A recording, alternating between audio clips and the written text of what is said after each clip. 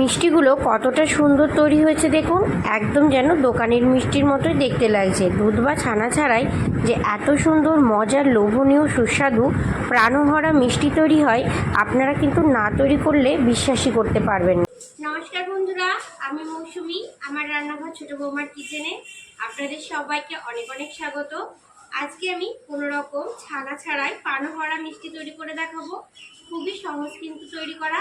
হঠাৎ যদি আপনাদের মিষ্টি খেতে মন চায় তাহলে কিন্তু খুব সহজে, খুব সামান্য কিছু উপকরণ দিয়ে প্রাণভরা বা কাঁচাগোল্লা মিষ্টিটা আপনারা তৈরি করে নিতে পারেন। আশা করি ভালো লাগবে। ভিডিওটা না টেনে শুরু থেকে শেষ পর্যন্ত দেখার অনুরোধ রইল। প্রাণভরা বা কাঁচাগোল্লা মিষ্টিটা আজকে আমি সুজি দিয়ে বানাবো। সেই জন্য আমি এখানে 10 টাকা প্যাকেটের 1 প্যাকেট সুজি নিয়ে নিয়েছি। এবার একটা কাপের মধ্যে সুজিটাকে প্রথমে আমি মেপে নেব। কাপের মধ্যে সুজিটাকে আমি মেপে নিচ্ছি।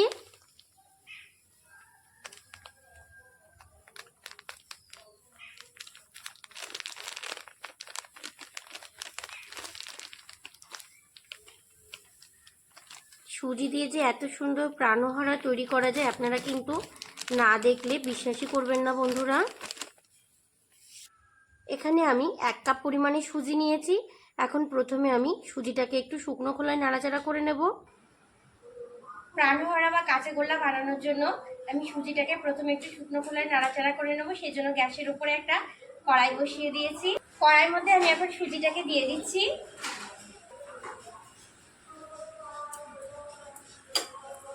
হালকা হাতে নাড়াচাড়া করে সুজিটাকে একটু ভেজে নেব। সুজির কাঁচা গন্ধটা চলে গেলে কিন্তু ভাজা বন্ধ করে দেব। লাল করে ভাজলে কিন্তু হবে না বন্ধুরা, তাহলে কিন্তু মিষ্টিটা ভালো তৈরি হবে না। সুজিটাকে দেখুন আমি খুব সুন্দর করে ভেজে নিয়েছি। সুজি কিন্তু কাঁচা গন্ধটা এখন চলে গেছে, কিন্তু আপনারা নিশ্চয়ই দেখে বুঝতে পারছেন সুজিটার কিন্তু কালার পরিবর্তন হয়নি। আমি এখন সুজিটাকে নামিয়ে নেব। সুজিটাকে আমি এখন নামিয়ে নেব। ছোট একটা মিক্সিং জার নিয়েছি, জারের মধ্যে এখন সুজিটাকে নিয়ে নিচ্ছি।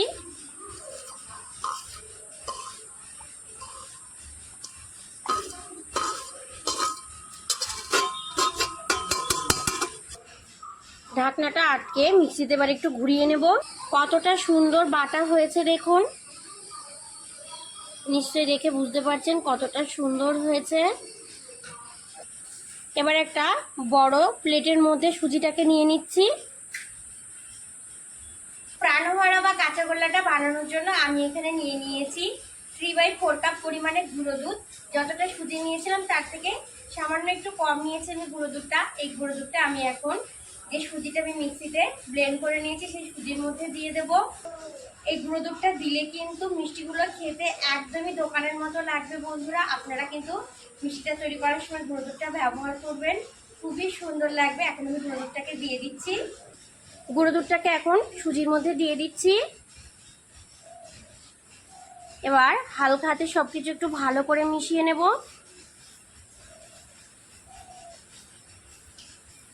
সুজির সঙ্গে গুঁড়ো দুধটাকে দেখুন আমি খুব সুন্দর করে মিশিয়ে নিয়েছি। নিয়ে নিয়েছি খুব সামান্য একটু এলাচ গুঁড়ো। এলাচ গুঁড়োটা দিয়ে দিচ্ছি। এলাচ গুঁড়োটা দিলে কিন্তু খুব সুন্দর একটা সেন্ট বেরোয়, গন্ধ বেরোয়। এলাচ গুঁড়োটা দিয়ে আবার খুব সুন্দর করে একটু মিশিয়ে নেব।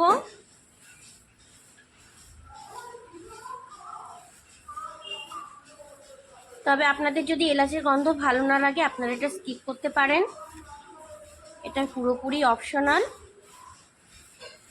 এলাচ গুঁড়োটা দিয়ে দেখুন আবারও খুব সুন্দর করে আমি মিশিয়ে নিয়েছি। এবার একটা চিনি শিরা বা চাশনি তৈরি করব। সেজন্য আমি এখানে এই বাটিটার 1 বাটি পরিমাণে চিনি নিয়েছি। মেজারমেন্ট করলে এটা 3/4 কাপ পরিমাণে হবে। চিনিটাকে আমি এখন কড়াইয়ের মধ্যে দিয়ে দিচ্ছি। যে বাটিটা মেপে আমি চিনি নিয়েছি দিয়ে দিচ্ছি এই বাটিরই 1 বাটি পরিমাণে জল। খুব বেশি জল দেওয়ার কিন্তু দরকার নেই। এবার ভালো করে জাল করে একটা চটচটে শিরা বা চাশনি তৈরি করে নেব।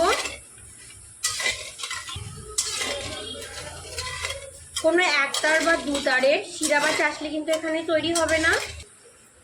চিনি শিরাটা আমার তৈরি হয়ে গেছে দেখুন। কোনো একতার বা দুতারের শিরা কিন্তু তৈরি করে নিই। একটা বেশ আঠা আঠা চটচটে ভাব হয়েছে দেখুন। এবার আমি গ্যাসটা বন্ধ করে দেব, আর গ্যাসটা বন্ধ করে দিয়ে চিনি শিরাটাকে একটু হালকা করে ঠান্ডা করে নেব। চিনি শিরা বা চাশনিটাকে আমি কিন্তু এখন খুব ভালো করে ঠান্ডা করে নিয়েছি। আর ঠান্ডা করার পরে দেখুন এইরকম হয়েছে। এইরকমই তৈরি করতে হবে, কোনো একটার বা দুটারের কিন্তু হবে না। এটাকে এখন নামিয়ে আমি আগের থেকে যে মিষ্টিটা তৈরি করার জন্য মিশ্রণটা রেডি করে রেখেছিলাম তার মধ্যে নিয়ে নেব অল্প অল্প করে চিনি শিরাটা। এবার আমি মিষ্টি তৈরি মিশ্রণটার মধ্যে দিয়ে খুব সুন্দর করে মেখে নেব। একবারে কিন্তু দেবো না, অল্প অল্প করে দেবো। খুব ভালো করে কিন্তু মেখে নিতে হবে, অল্প অল্প করে দিতে থাকবো আর মাখতে থাকবো।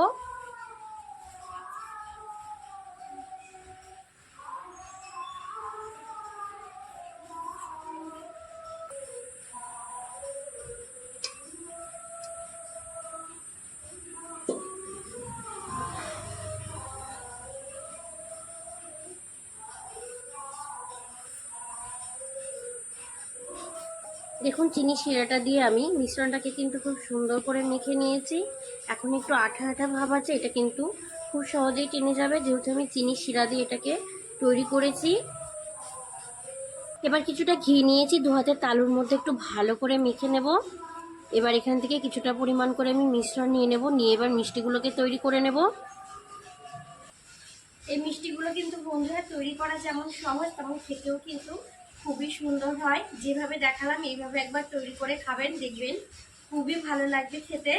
একটা মিষ্টি আমি তৈরি করে নিয়েছি, এইভাবে বাকি সবগুলো মিষ্টিকেই প্রথমে তৈরি করে নেব। সব মিষ্টিগুলোকেই আমি একে একে তৈরি করে নিয়েছি। কিছুটা গুঁড়ো দুধ নিয়েছি, আর এই গুঁড়ো দুধের মধ্যে আমি এখন একটা করে মিষ্টি দিয়ে কোট করে নেব। আমি প্রথমে মিষ্টিগুলো তৈরি করে নিয়েছি, কারণ মিষ্টিগুলো তো চিনি শিরা দিয়ে আমি বানিয়েছি, সেই জন্য ডোটা শক্ত হয়ে যেতে পারে, সেই জন্য প্রথমে আমি মিষ্টিগুলোকে তৈরি করে নিয়েছি। এবার একটা একটা করে মিষ্টিকে কোট করে নেব। এবার একটা মিষ্টি আমি গুঁড়ো দুধের মধ্যে দিয়ে দিচ্ছি, দিয়ে এবার মিষ্টিটাকে একটু ভালো করে কোট করে নেব। এইভাবে মিষ্টিটা গুঁড়ো দুধের মধ্যে কোট করে নিলে দেখুন বন্ধুরা দেখতে কিন্তু খুবই সুন্দর লাগছে।